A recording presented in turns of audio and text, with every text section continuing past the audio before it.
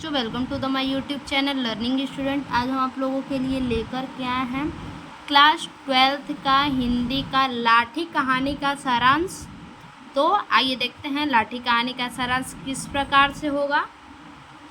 कहानी को लिखने से ज़्यादा आप सुनने पे ध्यान दीजिएगा। तो देखिए कैसे लिखते हैं और थोड़ा सुनिएगा, ऐसे आपको याद भी हो जाएगा। तो देखिए, सबसे पहले हेडिंग डालेंगे लाठी कहानी का सारांश, उसके बाद लिखेंगे लाठी कहानी एक दिलचस्प कहानी है जिसकी रचना प्रसिद्ध लेखिका शिवानी द्वारा की गई है। किसके द्वारा की गई है इसकी रचना? प्रसिद्ध लेखिका शिवानी के द्वारा। यह कहानी एक पुराने समय की कहानी है। कहानी का आरंभ होता है, कहानी का आरंभ देखिए अब होता है कप्तान जोशी के साथ, जो अपनी बीमार पत्नी बानो से, कप्तान जोशी हैं जिनकी पत्नी का नाम क्या है? बानो, और उनकी पत्नी बीमार है। अपनी पत्नी बानो से अत्यंत प्रेम प्रसंग करते थे। वो अपनी पत्नी से अत्यंत प्रेम प्रसंग करते थे। वह जोशी जल्द ही युद्ध के लिए अपने घर से बाहर जाते हैं। आगे, जब उनकी पत्नी बानो केवल 16 वर्ष की होती है, जब वो घर से बाहर जाते हैं तो उनकी पत्नी बानो कितने वर्ष की होती है? केवल 16 वर्ष की होती है। देखिए 4-5 लाइन लिखने के बाद पैराग्राफ चेंज कर लीजिएगा। ऐसे एक ही में लिखेंगे तो अच्छे से नहीं लिखा पाएगा। देखिए ऐसे पैराग्राफ चेंज करेंगे तो देखने में भी अच्छा लगेगा। जब कप्तान जोशी युद्ध के लिए बाहर जाते हैं तो बानो अपने नंदों के ताने बाने सुनती है।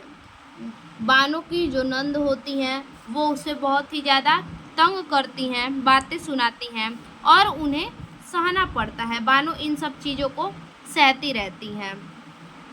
बानो पति की अनुपस्थिति के बावजूद अपने कर्मों को निभाने का निर्णय लेती हैं।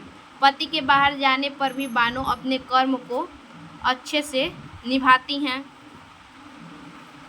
आगे देखिए, फिर से पैराग्राफ चेंज करेंगे। पैराग्राफ आप भी ज़रूर चेंज कीजिएगा। इस समय उन्हें मानसिक तौर पर भी परेशानी का सामना करना पड़ता है। बानो को मानसिक परेशानी का भी सामना करना पड़ता है, क्योंकि उन्हें यह दिखाया जाता है कि उनके पति को जापानियों द्वारा कैद कर लिया गया है।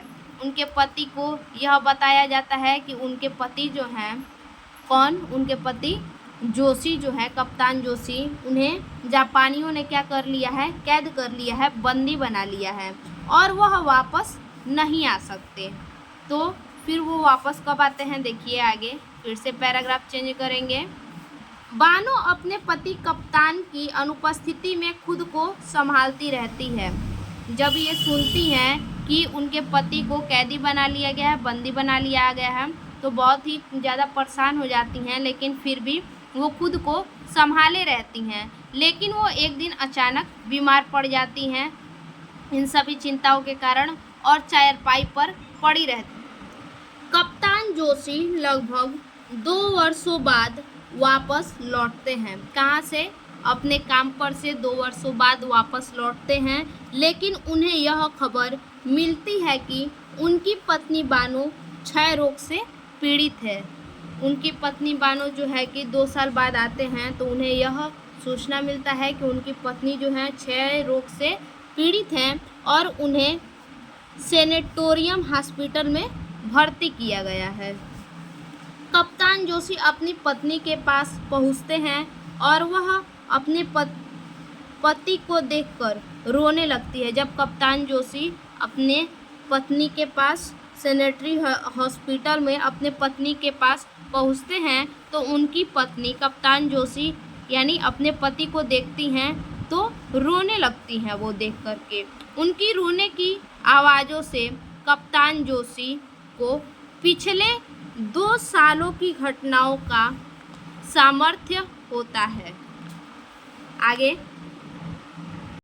बानो की बचने की उम्मीद बहुत कम होती है, क्योंकि बानो की तबीयत बहुत ज़्यादा ख़राब होती है, इसलिए उनके बचने की उम्मीद बहुत कम होती है। और इस बात को लेकर डॉक्टर जो होता है कप्तान जोशी को समझाने की कोशिश करते हैं कि वह अपनी पत्नी को वहाँ से हॉस्पिटल से ले जाए।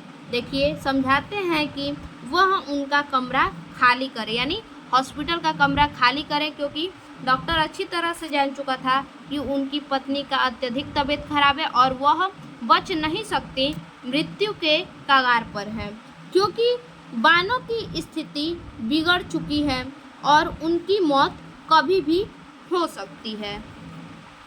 बानो यह समझ लेती है, क्या बानो इस बात को समझ लेती है कि वो मृत्यु के किनारे है और वह सैनिटरी हॉस्पिटल के लिए तैयार हो जाती है, यानी वहाँ से हटने के लिए तैयार हो जाती है। इसके बाद वह इस दुनिया में नहीं रहेगी, इस बात को सोच करके वहाँ से हटने के लिए तैयार हो जाती है।